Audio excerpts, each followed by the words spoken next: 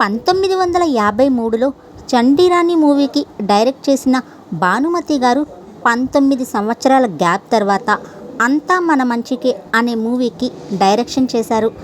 అప్పట్లో Chandirani movie super hit కూడా అయింది. అంతా మన మంచికే సినిమా అంతా ఆమె కథే.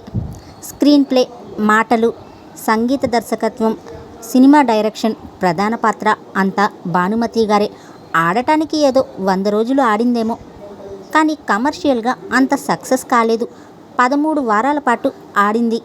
భానుమతి గారి కంఠంతో చెవుల్లోని తుప్పంతా వదిలిపోతుంది.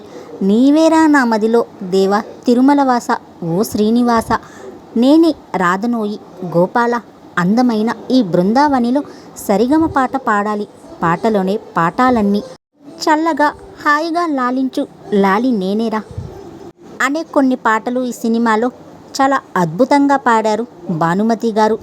మానస సంచరరే బ్రహ్మని మానస సంచరరే పాటలు కూడా ఆమె అద్భుతంగా పాడారు ఈ సినిమాలో.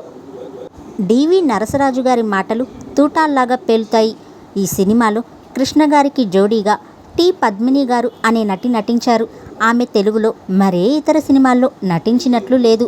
నాగయ్య గారు, కృష్ణంరాజు గారు, నాగభూషణం గారు, పద్మనాభం, మిక్కిలినేని బాలకృష్ణ, సూర్యకాంతం, ఛాయాదేవి, ఋష్యేంద్రమణి వంటి ప్రభృతులు ఈ సినిమాలో నటించారు.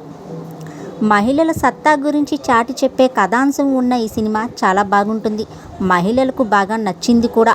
సినిమా అంతా వీళ్ళనందరినీ మాటలతో చేతలతో వాయించేస్తూ ఉంటారు భానుమతి గారు.